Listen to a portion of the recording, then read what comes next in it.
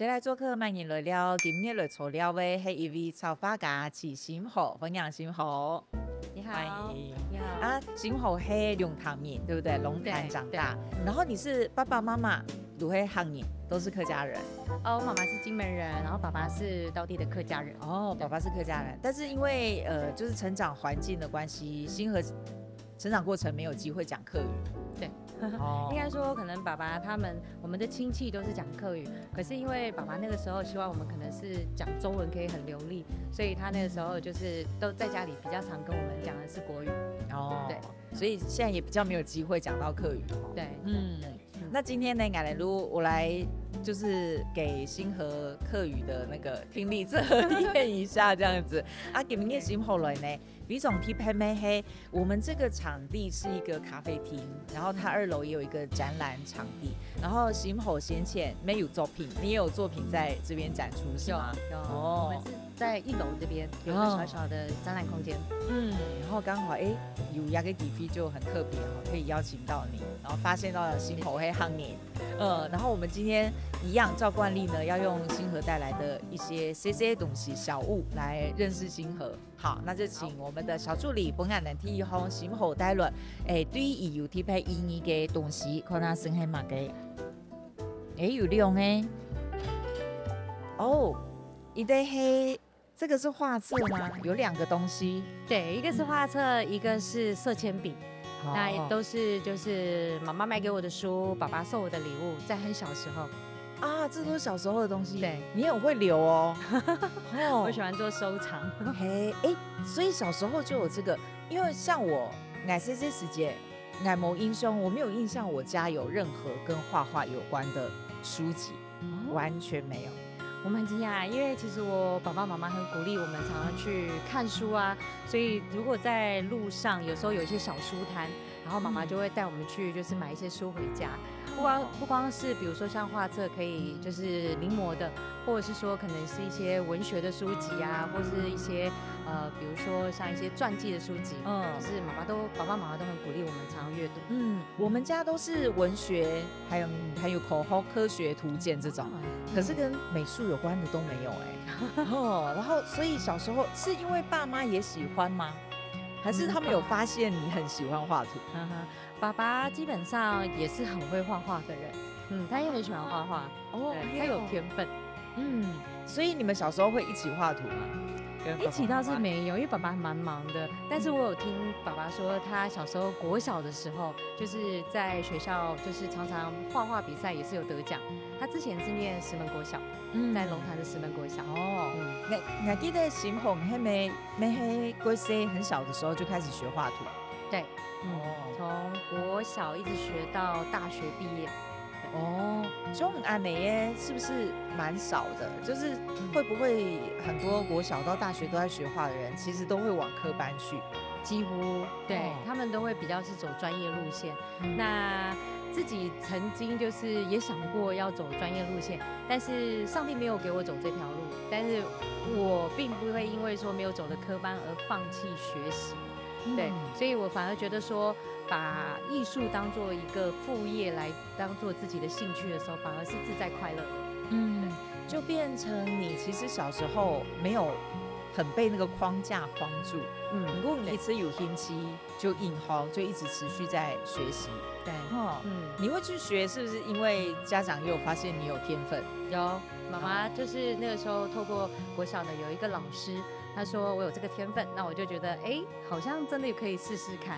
韩国呢，今家头多路工作新后以美科班出身，一次提画图，俺们一开始介绍一些插画家，不过其实也还有拍这条路，还有做别的工作就是非常多才多艺的人。俺们大家可以继续从你来了解，加来看天一红新后带来的物品，推一个有关，还呢看他是怎么是一个？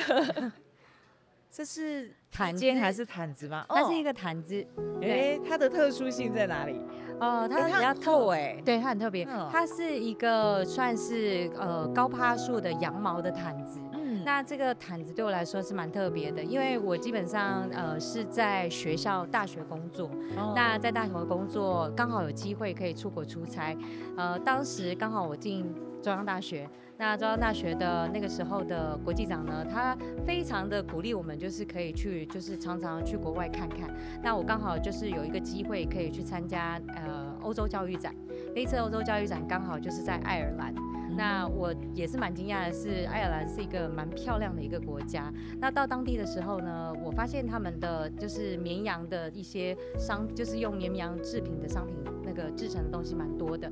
那我后来想想，有一个纪念性，就是如果带一个羊毛的毯子回来，会让我觉得说，可能就是很有价值。那我本来就是一个比较喜欢温暖的东西，所以那个时候选择羊毛这个小毯子，让我觉得说，带回家我可以跟家人就是有时候盖着一起看电视啊，或者是说我自己画图的时候，在冬天的时候比较冷的时候可以盖着脚，然后就是有一种温暖的感觉。对。你让他做条路黑马给你现在是做什么工作？为什么会去到欧洲的教育展？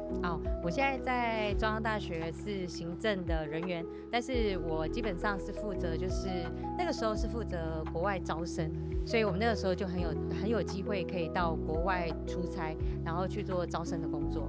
对，那教育展就是属于就是我们可以去做 promote 的一个 promote 中央大学的一个方式，然后也可以就是建立一些国际合作关系的一个机会。对。那爱尔兰是你第一次去参加的教育相关的展览，这样？对，第一次去。那你那时候有没有遇到什么教育文化上的冲击？我发现爱尔兰的教育，我没有去参观，就是他们的大学。那在大学的整个氛围里面，就是我觉得他们是非常的开放的，因为他们可能没有所谓的就是教条式，或者是说可能是比较他们的学生是比较主动，就是可能有问题都是很敢发问的。那他们学校的环境，因为欧洲其实基本上他们的历史是非常悠久的，所以他们在校园里面就有很多古老的建筑，那些都是一些历史文化。对，所以我在那边看到的是他们的建筑就已经代表了一个风格。对。可能后来对于你的模样，你可能吸收到很多各国不同的教育的方式，可能对你教育女儿可能也有影响哦。对，到后来对，我们等一下还可以看到跟女儿有关的东西。加過來看啲狀況，今年先好帶來嘅物品。一本卡住。哎呦，一本寫英文呢。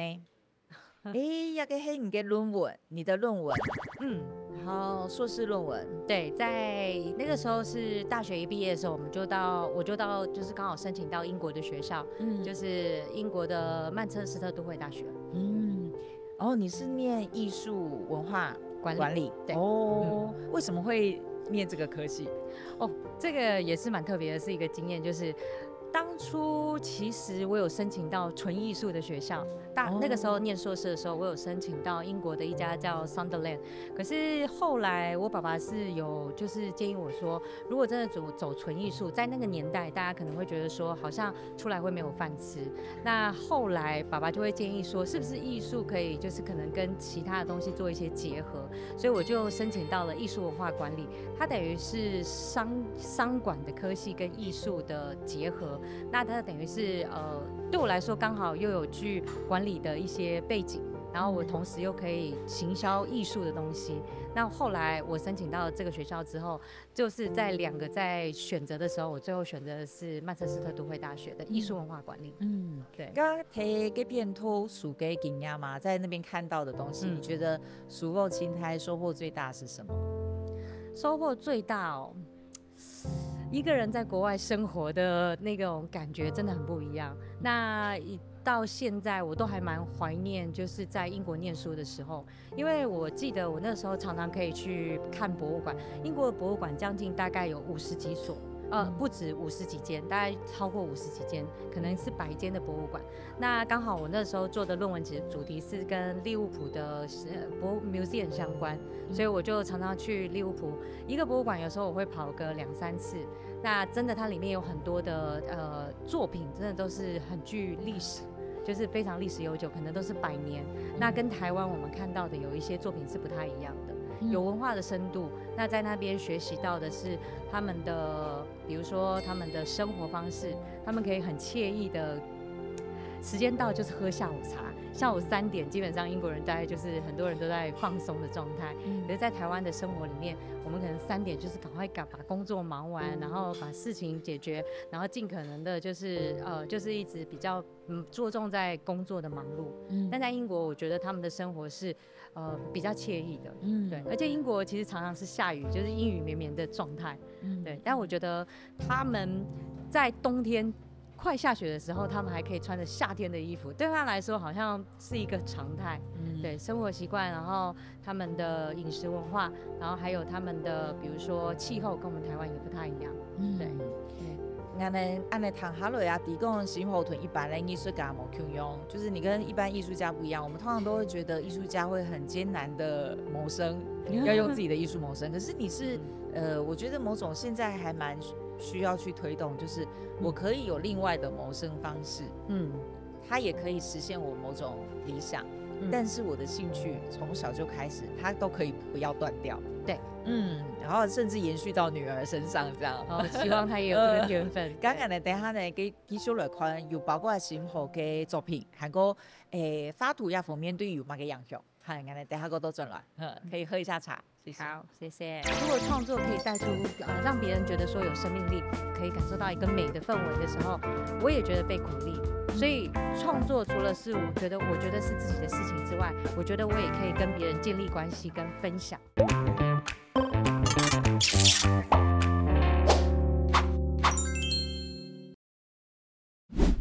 先来做客慢言来了，今日来做了的一个插画家齐心豪，伊同时媒体作用太好，伊提做同国际教育交流有关的投入吼，故作非常贴拍，伊没单枪做一个东西啊。发图黑以是谁从国小就很喜欢，一直到现在都没有停过。我觉得这件事就是你要说很有毅力也是，然后那个热情也是，就是可以一直持续哈。刚刚呢，我来看一下新后伊把个作品哈，像俺们的处理，不俺们看，因为也太重哎哈，俺们是有用人形立架这样子。刚刚星河这个是什么时候画的？大概是2013年的时候。你刚刚说你喜欢画人跟植物，对，那为什么会有这个 idea 想要画玫瑰花？这个玫瑰花呢，基本上我那时候刚好有一个营队活动在学校办，那后来我发现我们的营队的有一个生活辅导员，他很会摄影，那其中一个我就刚好看到他 FB 的作品，就是一个玫瑰花的作品，当下我就有问他说，这玫瑰花的照片可不可以就是分享我可以就是来做油画创作。那学生摄影就很厉害，他把玫瑰花就拍得非常的就是栩栩如生，那也很有生命力，因为他的摄影作品非常有生命力。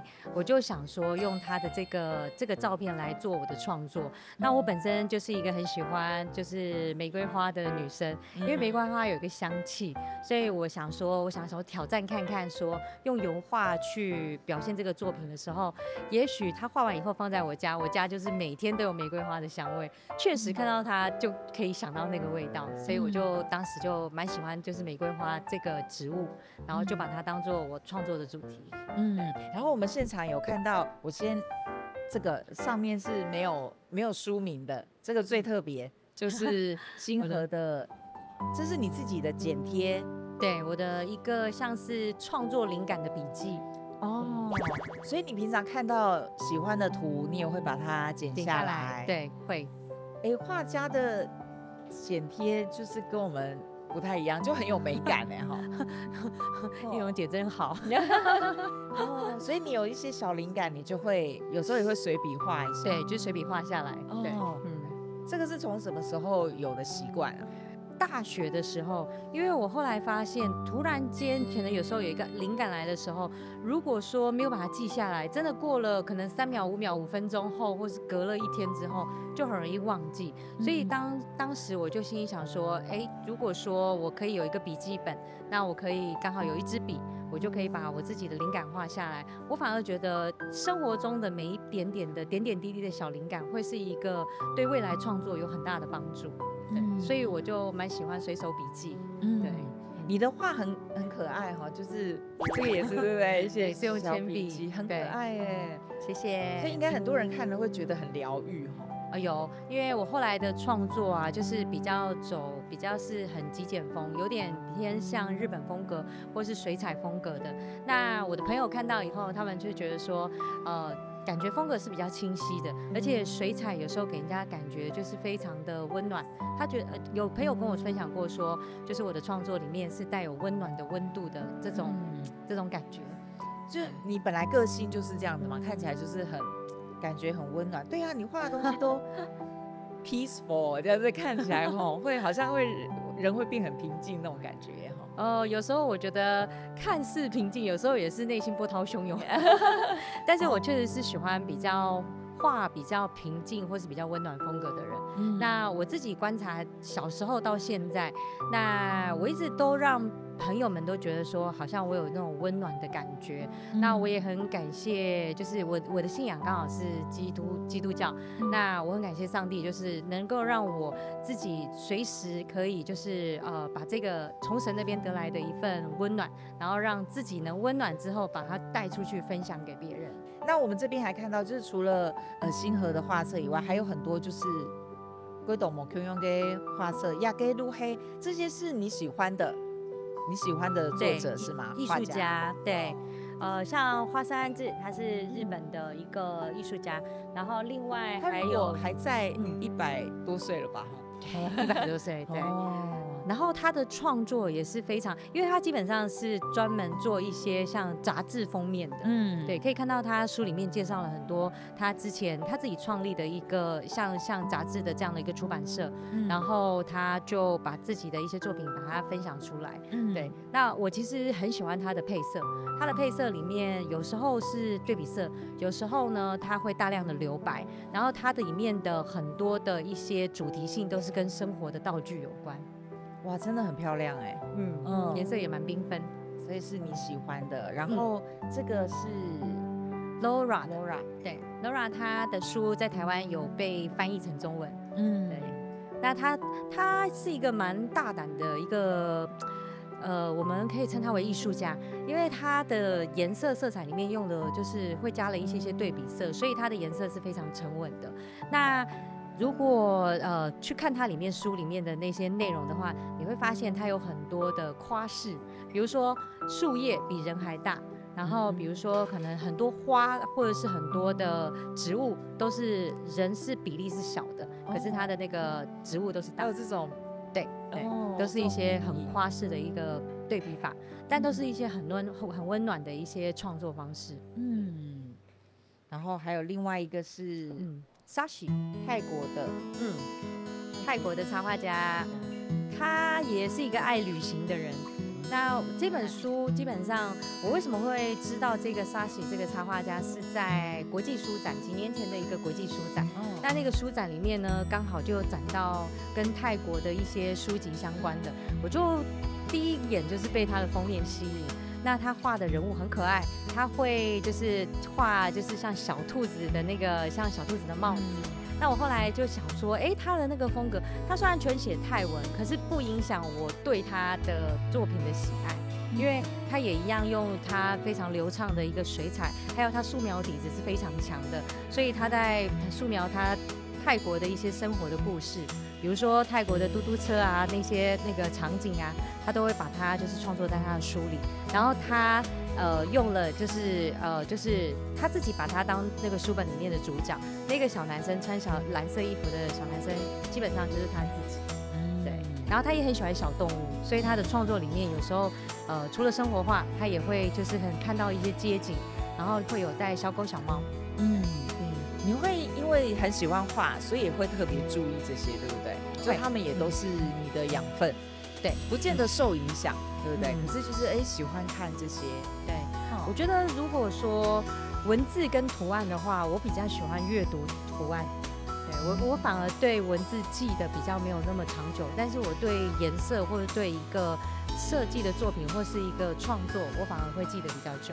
可能你的女儿也有耳濡目染，对不对？我们刚刚其实在录之前，哇，因为我不敢人家等他呢，真的是吓到这些真的都是摩耶，爷摩耶发给，然后女儿大概11岁，差不多，她国小5年级。哎呀，两个如果这个是小松鼠，对，哦，然后这个是龙猫，哎，真的是可以。说实话，我真的很愿意买下来的那种，哎，就是真的已经是谢谢蓉姐。艺术品这样子。你看，这个是卡皮巴拉，对，哦，我女儿，我觉得她非常棒的地方是，她现在画的图会有前景、中景跟远景，就是一个层次感。然后她自己的配色，我很少教她去怎么配色，那她自己可能在生活上可能有一些小小的观察，因为我们家门口就有松鼠，所以她其实有时候常常看到松鼠，可能对这个动物也会有印象。对，我发现我喜欢画人，她反而喜欢画松鼠，对，动物类的东西。你讲 multi-pad 搞椅，对不对？你没有特别教他画画？没有，从小到大，他有时候会问一下说，妈妈那个什么什么东西怎么画？那我会告诉他怎么画，但我通常不会画给他看，因为如果把框架框给他之后，他其实就会觉得蝴蝶好像就长那样，然后花好像就长什么样子，所以我通常会形容给他听，然后他自己去画。但你开始工作之后，因为一定是越来越忙，然后加上有小孩，有家庭，多少会影响到自己画画的时间。中间曾经会有这种挣扎过吗？就是哇，我的时间好像有被占掉。有挣扎了好几年，因为刚开始小孩子刚出生的时候，基本上就等于是妈妈全职要陪着孩子。那下班后回家，小孩子也会担心他的安全。但是后来啊，就是小孩子睡觉的时候，可能8、9点睡觉的时候，大概我创作时间就是从9点到10点，可能有1个小时或1个半小时，或者是说，因为我刚好家里离学校比较近，我工作的地方比较近，所以有时候是中午回家吃完饭，然后可能就是收拾一下，可能花个10分钟，然后我就可以做简单的创作。就会溜到时间，抓到时间就可以画。对，所以这个兴趣一直都没有断过。没有中间都没有因为画画是等于是算是我觉得是一个抒压的一个方式。那我刚好也就是很喜欢创作跟分享，那很感谢，就是我有高中同学买我的画，对，那我高中同学一次可能收藏了3幅4幅，他太太非常喜欢。国中同学，对不起，是国中同学。那他收藏我的画之后，然后我的朋友也跟我讲说，我画画非常的鼓励他们。那我就觉得说，如果创作可以带出让别人觉得说有生命力，让别人觉得可以感受到说，他能够可以感受到一个美的氛围的时候，我也觉得被鼓励。所以创作除了是我觉得是自己的事情之外，我觉得我也可以跟别人建立关系跟分享。加多汉一团呢，新河我带大家去到一只美术，可能我出去弄杯，加我很耐呢，伊感觉你有去配音乐的呢，等下录笔嘞，可以喝下茶，可以喝一下茶。我们等一下，你带我们出去外面玩。好，OK。上帝给每一个人都是不同的天赋，那每一个人其实对于自己喜欢的事情能够去专注，能够去做，自己有这个主动，有这个动力的时候，我觉得在学习的过程就会是轻松的。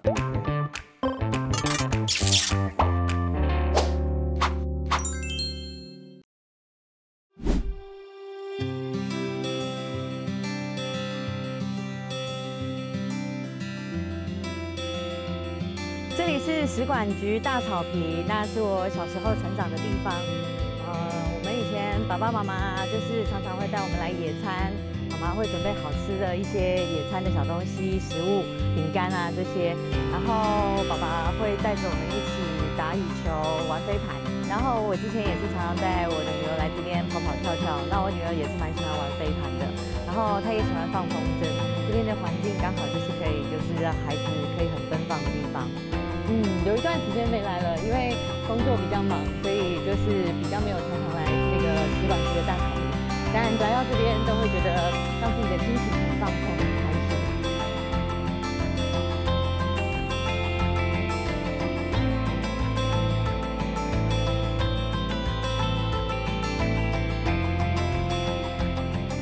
这里是我以前小时候的家，欢迎大家来参观。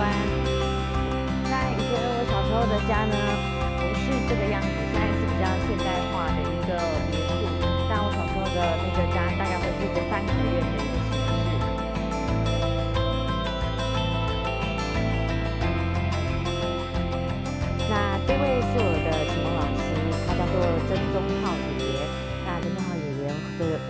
画油画非常厉害，那我之前是跟他学习。画画和创作对我来说是人生一个很重要的一个兴趣。常常有时候人生总是会遇到挫折，可是我觉得能够透过画画来做一些抒压，然后让自己的情绪能够表达在画中，甚至我可以在绘画的世界里面找到一个平静安稳的心情。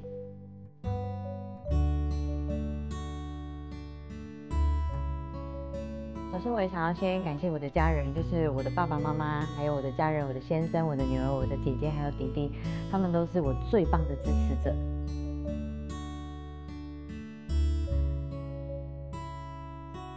那我想要分享一个，就是我自己的个人的一个创作。这一幅画呢，就是今年大概2月、3月左右的时候，有在法国巴黎的一个艺廊做展览。这幅画的名称叫做《向太阳和爱举杯》。这只小鸟，我希望可以带给大家的感觉就是小女孩坐在上面，她好像就是可以在漂亮的一个荷花池里面，就是看着太阳，然后让她可能很自在的，就是在这边休息，或者是说可以很自在的，她想要起飞，她也可以飞起来。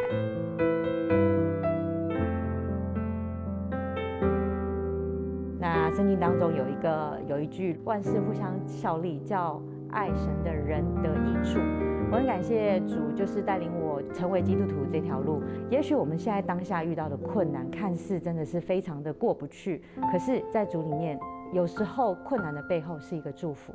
人生当中一定会有挫折，可是在这挫折当中，我们可以做的一件事情就是相信你自己，上帝终究会带你走上最美好的道路。谁来做客？慢饮聊聊，头多心口带大家去到CC 时节成长的地方，给大草坪，所以从小就在那边玩。对，你生长的环境蛮不错的就是那个周遭。好像很，你可以跟我们大自然，对啊，好像就是真的是很丰富的大自然。我们家基本上是在龙潭，就是使馆局那附近，老家在那边。那个时候有一个像三合院的一个地方，那现在其实有很多的改变，现在的房子都蛮现代化的，比较是像欧式风格或是比较西式风格。可是，在我们早期啊，我们旁边就有一个很漂亮的一个，那个时候对我们来说是大池塘。然后我们常常在里面可以抓泥鳅，是真的有抓到泥鳅。它旁边就是一个田，然后在里面还有可以就是捞鱼啊、捞虾，然后里面有很多的就是藻类，那也有大概就是我们比较害怕的水蛇，水蛇也会在那个小小的那个池塘里面就是出现。但我觉得那个环境里面，就是我可以常常接触到很多的不同的植物。所以这个后来影响到我蛮多的创作，就是因为那整个氛围是很漂亮的。那就是我觉得比较像是生活在一个大自然里面的感觉。对。而且你刚刚说是不是家里还有养鸭？有，对，阿伯。我小时候有养过，就是家里有养过小鸭，但是后来呢，有一次我们就是下课回家的时候啊，丫丫就不在院子了，我们就问妈妈，丫丫去哪里啦？结果妈妈说啊，那个卖到市场去，但当天的中餐就有鸭肉在桌上，然后我就是有点。就是有点小小的就是觉得那可能真的是我们鸭，但是妈妈可能不会跟我们讲实话。但那一天就小小偷偷掉了2滴眼泪，因为丫丫就在院子里面不见了。好像家里有养这个都会遇到某一天，对，有一天它宠物不见了，对，宠物不见。但我觉得，对鸭子，我觉得也蛮亲切的，对，因为其实有养过的小动物，看到它的时候，现在看到这些小动物都会觉得说，好像不会说我觉得害怕或陌生。你现在的工作也是很常出国，甚至可以回溯到很早对不对？我们这边还有3张，心后以南呢，随去了解全家福。你们有三姐妹，三姐妹。姐弟，我有一个姐姐，还有一个弟弟。客语很有趣，三姐弟还是讲三姐妹？哦，真的、啊？对，客语的讲法很妙，还是讲三姐妹这样子。OK， 对，很妙。香港人偷偷偷相片的时间，因为我如讲香港爸爸会懒死啦，不希望我爸爸没看到。我爸爸比较懒，他其实不太喜欢带我们出去玩，然后尤其出去玩也不会照全家福。所以星河随便挑3张，我就觉得哇好多、可是这对你只是其中一小部分，对不对？但是小部分。所以小时候其实就爸爸很爱带你们出去玩，随意撩。那给你现在的回忆是什么？我印象中几乎是2个礼拜，或是每个礼拜都在出去玩。那我们最期待，因为爸爸其实那个时候也在创业，他非常忙。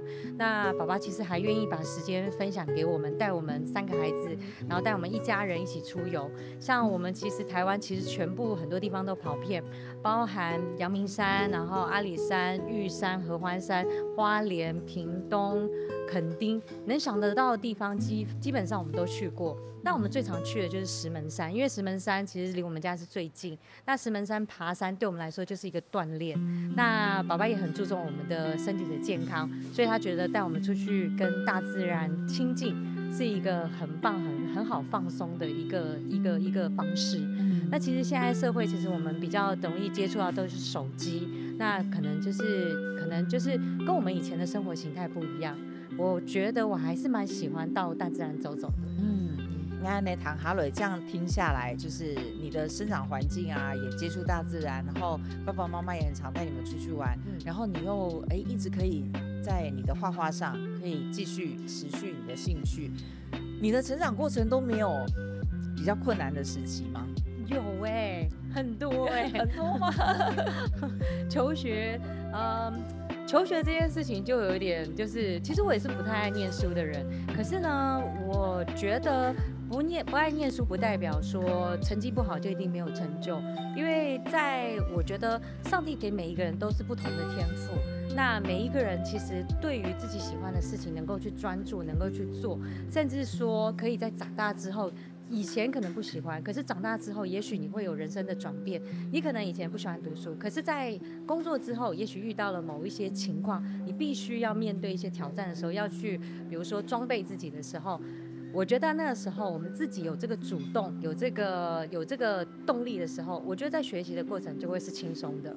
那如果说遇到什么挑战的话，其实我在高中在考大学的时候，考大学联考的时候，基本上一个蛮辛苦的，因为我刚才有提到说我并不是一个念书的料，但我那个时候我知道说有推荐甄试这个方法，我那个时候推荐甄试的时候就想挑战看看去念一个艺术的科系，所以我去选择华范大学去推荐甄试。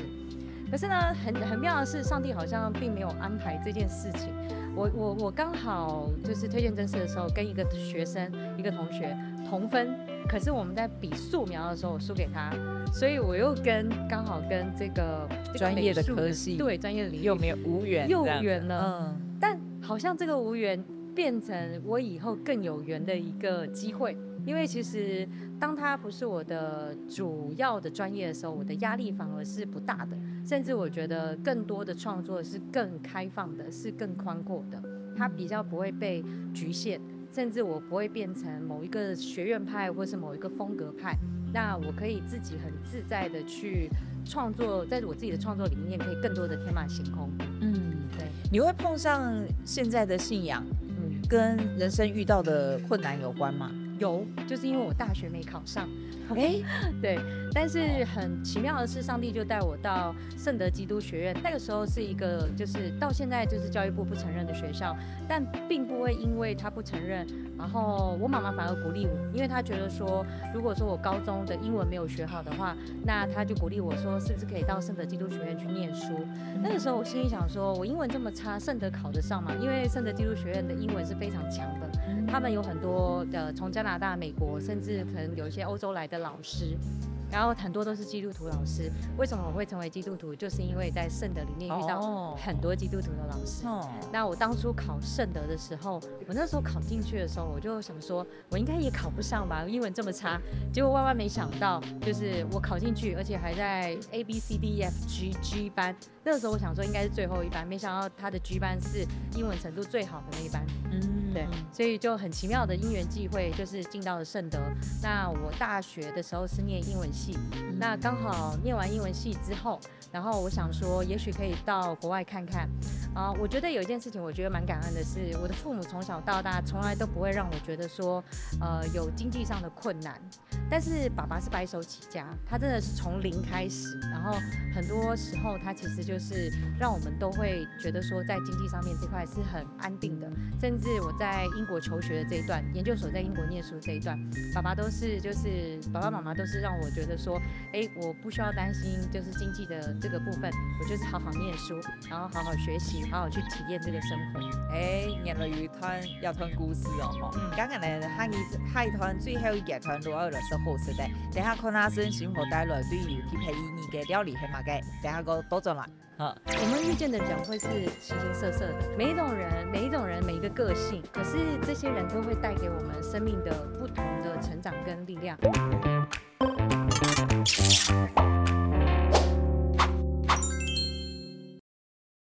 接來做客萬年來了，今年來做了會係炒花甲是新河，也嘅集團我來是好食的，原來就可能是好對新河來講有特別意義嘅料理係乜嘅，像處理夢本人。這個那麼大是什麼？這是燒餅油條嗎？真的是燒餅，怎麼那麼大？太大也吧。所以他那邊他的早餐呢？亞嘅這個就不是我們助理買的，是新河帶來嘅。禮拜6還是禮拜天？哇，嗰種黑的地方，你小時候吃的嗎？就是這一家。對，你們龍潭人都那麼大氣嗎？我沒有看過那麼大的燒餅油條。就是因為這個老闆大氣，所以他常常排隊。對，他們的早餐店的水煎包是非常非常有名的。然後大概如果過了8、9點以後，大概就很多東西都賣完了。那一天早上我是大概早上6點多去買，就已經也是大排長龍。你是沒有想到你要吃，你要現場吃。沒有想到，我以為是裝飾品哎。真的，我們要現場吃看看嗎？如果我們等下嘴用滷釀龜斗跟燒餅貼吧。一下。好，我先來咬看看。我不知道怎麼下手真的，這形象就沒了。我吃水煎包好了。製作人就是你要的嗎？好，我來試試。我可能只能是水煎包，因為我實在是不知道怎麼下手。對啊，來賓某胸都去給我吃。裡面有包滿滿的高麗菜。剛才試一下這個，從小吃到大。工作呀哈，現在也還是會去買哈。會，有時候如果很早起的話，我們就會帶着女兒去，就是這家早餐店去買早餐。他們家的豆漿也很好喝，但是這次沒有買到豆漿。水煎包好鮮呢，好吃香。而且所以很特別，是我們通常請來賓準備對他有特別意義的料理的時候，會懂你會黑。這個還是師太你可能長輩爸爸或媽媽或阿婆做的，可是你是家附近的早餐店，對，所以表示它很重要對你們家，因為水煎包它都是自己麵團自己擀，然後水煎包裡面的菜啊都是新鮮自己做的，對，所以這家是我們一直很久的一些回憶，對。油條是新鮮炸的，它的油也不黑，非常的新鮮和健康。對，皮也是酥脆的，這就是為什麼我們很喜歡那個他們家的那個燒餅油條。那燒餅油條這家的燒餅油條本身就是那個玉蓉姐有看到非常大，這個才1半的量哦。我們兩個加起來才是1份。對，是1份。所以他們的東西都是很大，然後又很新鮮，食材也用得很好。剛剛能錄卡魯森嘛？給你們家都吃什麼？家裡爸爸媽媽有在做菜嗎？有，我們大概還是以就是米飯為主。那媽媽其實也常常就是會煮一些，比如說像是一些麵條啊，就是海鮮麵啊，或者是說炒飯之類的。對。然後我記得媽媽之前很喜歡做珍珠丸子。對，珍珠丸子就是放在電鍋裡面蒸。然後我記得有一次回家的時候，就一打開門的時候就聞到那個珍珠丸子的香味，我就很開心。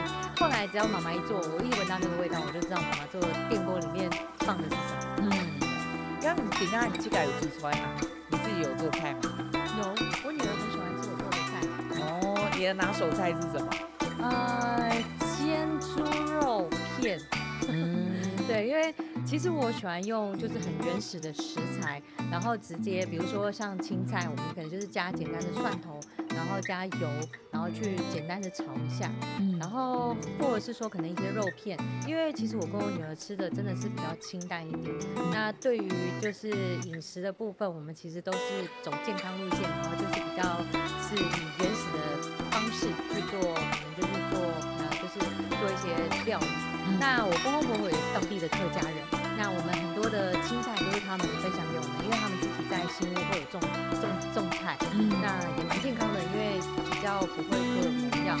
那这一季的那个菜大概就是，我最喜欢吃我婆婆种的高丽菜，因为他们家的高丽菜特别甜，还有他们家的南瓜，他们家的南瓜也很甜，然后南瓜只要加一点点盐巴去电锅炖一下，就会很香。刚你炖么呀？你跟女儿相处的时候，很多时候都在画画吗？没有她有时候是比较常会跟我聊天。那当我在做家事的时候，她就突然安静下来，她就会去坐到她自己的小桌子那个空间里面，要不就是可能做一些就是手做的东西。他曾经有帮卡皮巴拉建了一个家，可能就是小纸盒不要的东西，然后把它做成小桌子、小椅子，然后就是做成一个小家。然后有时候趁着就是我在忙的时候，他会就是刚才分享的石头，他会在石头上画画，或是可能就是一张纸画一些可爱的图案。他很喜欢用图案跟我分享，然后他画完以后啊，看到我的笑容，他都会很开心。然后他有一次问了我一句话说：“妈妈，我画的画其实呢，有同学说不像不好看，为什么你每次看的时候都会觉得好漂亮？”那我跟我女儿分享一件事情，画从来都没有丑的，因为每一个人画出来的画都是他最真实的样貌。那其实有时候没有经过真正的训练素描，这些还没有学习过素描，这些训练，他画出来的东西就是他内心的东西，那是最真实，那是最棒的。所以我女儿其实就很喜欢很自然的表达她的就是创作。你都有讲有国中同学买你的画。对。刚刚你记得你第一种卖出一给发，第一张卖出去的画，就是这个国中同学买的吗？还是更？你还记得吗？远了，因为第一张是卖出的话，真的有点远。但是我记得当画作卖出去的心情。对，那个心情真的是让我觉得很惊讶的是，原来我的创作会有人喜欢。后来卖出更多的时候，我才发现我的创作是可以感动人的。第一次卖出画的时候，那个是什么样的场合？好像是我真的有点忘记那个时间。我回想一下。我是不是记得你以前也曾经有摆摊？对，我之前其实我参加过有一些就是展览啊，或是摆摊。那村上隆之前有在台湾办理过有一个 Get Side 的艺术季，然后他第一届我记得是第一届还是第3届，我参加过2届。那他的这个的展览，其实对很多的艺术家来说是有很大的，比如说宣传的帮助，甚至让艺术家有机会可以做销售。因为艺术家其实常常就是我们有作品，可是我们常常需要别人去做销售的这一件事情，所以会有些艺廊会帮忙一起贩售。那之前我记得就是在 Get Side 那个时候，我是自己有印一些小的明信片，那个时候就是把自己的创作放在就是印在明信片上。那当有人就是愿意花钱买明信片的时候，我就已经很兴奋了。虽然只是少少的可能几10块钱，但是我觉得那是最大的鼓励。我觉得创作最大的价值其实不在于销售或是卖出多少钱，我觉得最大的是当一个人喜欢这幅画的时候，带给我的成就感跟喜悦会更棒。甚至这幅画对他的生命也有一些更多的帮助和影响的时候，我觉得是更有价值的。你曾经有想过要当一个纯画家、纯艺术家吗？就是我其他事都不做，我只做这件事。我有试着要做这件事。当我在台北工作一段时间的时候，我那时候在玩世创意工作。但后来因为创意公司其实有很多案子常常要去跑，会比较累。我当下做了一个决定，我一定要当一个全职的艺术家，把工作辞了。然后那1个月当中，我发现没有人跟我讲话，没有人跟我聊天，我好无聊。我照三餐打电话给我老公，你现在在忙吗？我好无聊哦。啊，真的？对，他在上班，然后我在家，然后我就说我下去陪你吃饭，因为那时候在南港工作，我们家刚好房子就是租在那边，所以我就常常开车下山去找他，吃完饭又回家，然后等他下班，做完一桌菜给他。我后来觉得，其实我自己的个性比较不适合当纯艺术家，因为我发现跟人的互动，从人当中去找灵感。因为有时候我们遇见的人会是形形色色的，每一种人，每一个个性，可是这些人都会带给我们生命的不同的成长跟力量。也许有些人是给我们正面的回馈，有些人可能是，也许是不是那么的可以很，我不能说负面，但是也许可能是频率不同。但是我觉得能够遇见任何不同的人，都对我们来说都会是生命一个能相遇，都是一种缘分。那我觉得在生命里面遇到不同的人，甚至我的个性都很喜欢跟人互动。那我也很感谢上帝，就是至少我对人是不排斥，也不会说害怕跟人群面对。那我觉得跟人互动很重要，所以我后来放弃走艺术家、纯艺术家这一条路，因为跟人互动才有办法去帮助我的创作。有时候我在人生的低谷当中创作出来的，反而是更辉煌的一些作品。刚刚你对山海路跟路，对接下来的路有什么想法了吗？有，因为我之前受洗成为基督徒的时候啊，我就跟上帝就是祷告过，我希望用我的创作能够去世界宣教。对，因为人可能经费有限，那我可能没有办法去世界各国。那我觉得刚好有这样的一个机会，那我觉得上帝也帮我开路，那我刚好做了这样的祷告，对于未来我就更期待说我能够把这些小小的创作能够带到世界去。当我人不到的时候，可是现在数位也很发达，那我可以就比如说网络上可能 po 一些图文的分享，然后比如说像图片加圣经的金句，然后就可以就是放在网络上，然后朋友可以看到，甚至可能朋友还问我说可不可以去分享我的作品，那我也很开心，我都是就是愿意就是很开放的让他们去做分享。哦，没想到也给美术带你到很不同的路哎。对。李总，感谢新朋今天带来很精彩的故事，谢谢你今天带来精彩的故事，李总，感谢，谢谢，谢谢蓉姐，我要把它吃完，我觉得水煎包很好吃哎，你都没有吃吗？你没有吃，因为画面需要，要形象顾一下形象，有偶包，我不顾了。对，我以为只要摆漂亮就好哎，你应该肚子饿哦，我看你才没有，其实我还好。